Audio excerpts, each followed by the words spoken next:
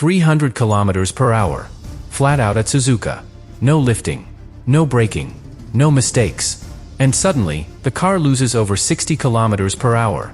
Right in the middle of the fastest corner on the track. This is not a glitch. This is not a failure. This is the new Formula 1. And after today, after FP1 and FP2 in Japan, teams have finally revealed why it's happening. The cars are running out of battery. Completely. At full speed. With nothing the driver can do to stop it. And that creates something far more serious than just slower lap times. Unpredictable slowdowns. Massive speed differences. Moments that feel dangerous at over 300 kilometers per hour. But here's the part that changes everything. This problem is not accidental. It's built into the rules. Into how these cars were designed from the beginning. Which means the FIA is now facing a reality they didn't expect this early. The system works exactly as intended. And that's the problem. If you want to understand why teams are already raising alarms, and why this could force emergency changes to the sport, subscribe now. Because what was revealed today in Japan is only the beginning of something much bigger. At first, teams didn't panic. Because what they saw didn't look dramatic. It looked small. Almost irrelevant. A slight drop in speed. A momentary hesitation. Something you could easily explain away. Wind. Track conditions. Engine mapping. Normal things. But then it happened again. And again. Different drivers. Different teams. Same exact behavior. Losing speed at the worst possible moment. And that's when engineers stopped guessing. And started digging. Because in Formula 1, there is one rule that never changes. If the driver is flat out, the car must accelerate. Always. So when that stops happening, you are no longer dealing with a small issue. You are dealing with something fundamental. But here's where everything starts to connect. Because this wasn't random. It followed a pattern. A very precise one. It always appeared after high-energy sections. After sequences where drivers pushed the hardest. After corners where maximum deployment was used. And that pattern is what revealed the truth. The cars are not just using energy. They are consuming it too fast. Much faster than teams expected. And more importantly, faster than they can recover it. Because here's the key detail. The one that explains everything. These cars rely on electrical power more than ever before. Almost half of their performance depends on it.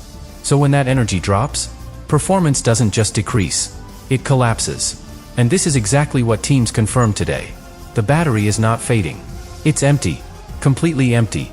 And when that happens, the system reacts instantly. No warning. No transition. One moment the car is pushing forward. The next, it's being held back. Because instead of deploying energy, the system starts recovering it. Even while the driver is still flat out. And that is the moment everything changes. Because the driver doesn't make a mistake. The setup doesn't fail. The system simply takes control. And that's why today felt so shocking inside the paddock. Because this is not unpredictable anymore. It's repeatable. It's measurable. It's built into how these cars work. But here's the part that makes this even more serious. And this is what's starting to worry teams the most. This process is invisible. Drivers don't see it coming. They don't feel it building. They only experience the result. The sudden loss. The unexpected slowdown. Right when they need maximum performance. And that creates a new kind of uncertainty. Because now, drivers are not just racing the track. They are guessing. Trying to predict when the car will turn against them. And that's something Formula 1 has never really had before. But once you understand when this happens, you start to realize something even more important. Where it happens. And that is what turns this from a technical problem into something much bigger. And where this happens is what makes everything explode. Because it's not happening in safe zones. Not in slow corners. Not in places where drivers can recover. Not where you can manage the problem. It's happening in the fastest, most critical parts of the track. Places where everything depends on full commitment. And Suzuka exposes this like no other circuit. Long, flowing corners. Constant load. Very little braking. Which means one thing. Almost no chance to recharge the battery. So by the time drivers reach the most demanding sections, they are already on the limit. Whether they realize it or not. And then comes the moment that changes everything. 130R. One of the fastest corners in Formula 1. A place where drivers don't hesitate. They commit. Fully. For years, it was simple. Flat out. Maximum confidence. Pure skill. But today, that corner told a completely different story. Because now, drivers arrive there with a hidden problem. Not visible. Not predictable. But already happening. the battery is gone. And when that happens, the system takes over at the worst possible moment. Right in the middle of the corner, the car stops accelerating and starts slowing down. Aggressively. Unnaturally. Exactly what the data showed today. Cars entering at extreme speed, and then losing massive performance through the section. Not because of braking. Not because of driver error. Because the system is forcing energy recovery, while the driver is still flat out. And think about what that means. At one of the fastest points on the entire calendar, the car is no longer working with the driver. It's working against them. And that changes everything. Because now drivers hesitate. They adjust. Some even have to lift slightly, or downshift in places where that was never required before. And that is something nobody expected to see. Because this is not just slower. It's unpredictable. And unpredictability at that speed is where the real concern begins. But here's where it gets even more serious. Because this doesn't affect just one car. It creates a chain reaction. One car runs out of energy and suddenly slows down. Another car behind doesn't. Still full power. Still accelerating. And the difference between them becomes massive. In seconds. We're talking about extreme closing speeds. Differences so big that they feel unnatural. And the worst part? There is no warning. No signal. No way for the driver behind to know what's coming. Just a car ahead that suddenly behaves like it hit an invisible barrier. At over 300 kilometers per hour. And this is exactly why inside the paddock, the conversation is changing. Because this is no longer just about performance. It's about safety. But even that is not what has the FIA reacting the most right now. Because while all of this is happening on track, there's another system making the situation even more unstable. And once you understand how overtaking works under these conditions, you start to see why this is no longer just a technical issue. It's a structural problem. One that could force Formula One to act much sooner than anyone expected.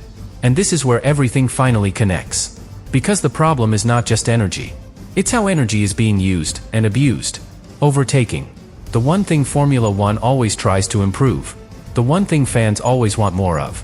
And now, with these new rules, it was supposed to be better than ever. More chances. More action.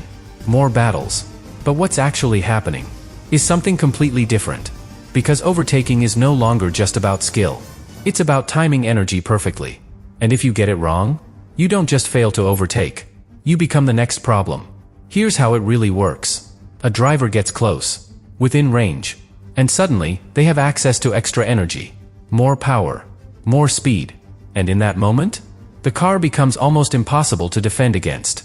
The overtake happens. Quick, clean, almost too easy. But then, the consequence hits, because that extra power drains the battery even faster. So what happens next? On the very next straight, the driver who just attacked is now the one running out of energy.